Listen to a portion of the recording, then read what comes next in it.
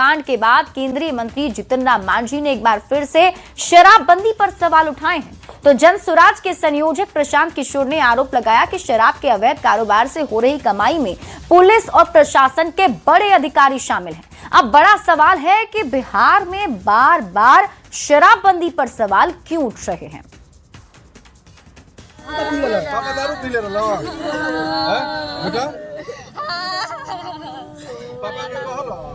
शराबबंदी के जो क्रियान्वयन करने वाले लोग हैं वो लोग गड़बड़ी करते हैं।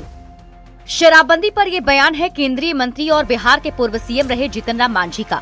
मांझी ने एक बार फिर शराबबंदी पर सवाल खड़े कर दिए हैं।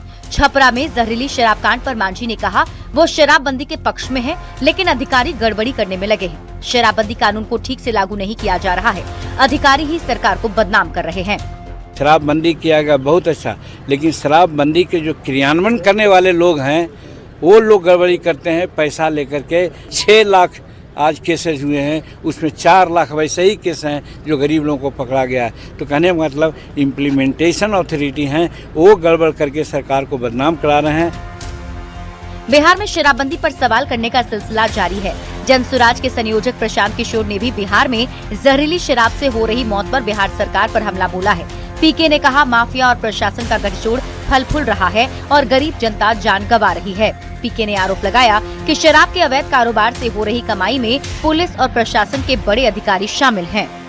अगर सरकार शराब बंद कर दे तो समाज को फायदा है। शराब तो बंद है नहीं, लेकिन शराब के बिकने से जो फायदा है वो यहाँ के भ्रष्ट नेताओं को है, यहाँ के अफसरों को है, शराब माफिया को है। तो ये जो हजारों करोड़ रुपया जो लोग गलत शराबबंदी के नाम पर कमा रहे हैं, वो लोग चाहते हैं कि ये शराबबंदी फर्जी शराबबंदी चलता रहे ताकि हजारों करोड़ की उनको आमदनी होती रहे।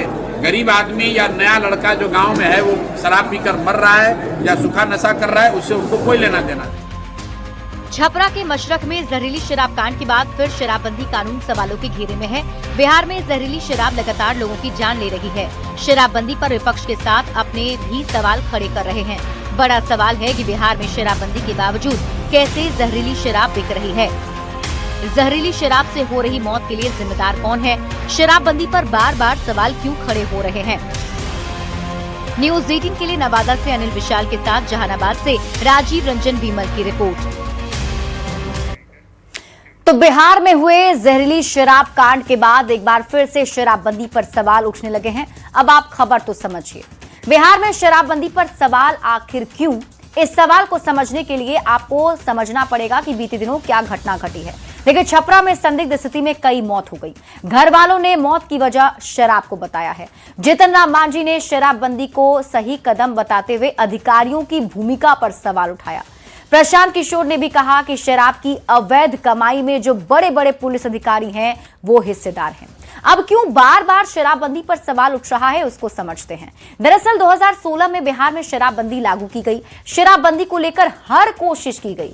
लोगों के बीच जागरूकता फैलाने के लिए सरकार ने जागरूकता अभियान चलाया।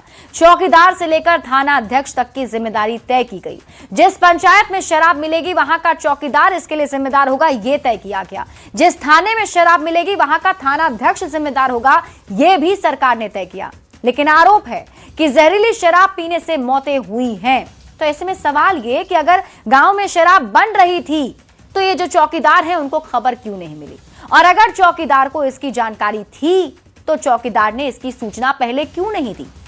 ये सेम बात जो है वो थाना अध्यक्ष पर भी एप्लीकेबल है। अगर थाना क्षेत्र में बन रही थी शराब तो थानेदार को इसकी जानकारी क्यों नहीं थी? सवाल ये भी कि अब तक शराब को लेकर थानेदार ने क्या किया? शराब के धंधेबाजों पर आखिर क्या कार्रवाई हुई है? ये तमाम सवाल हैं जो जहरीली शराब कांड के बाद उठ रहे हैं और इन सवालों के जवाब प्रशासन से पूछे जा रहे हैं।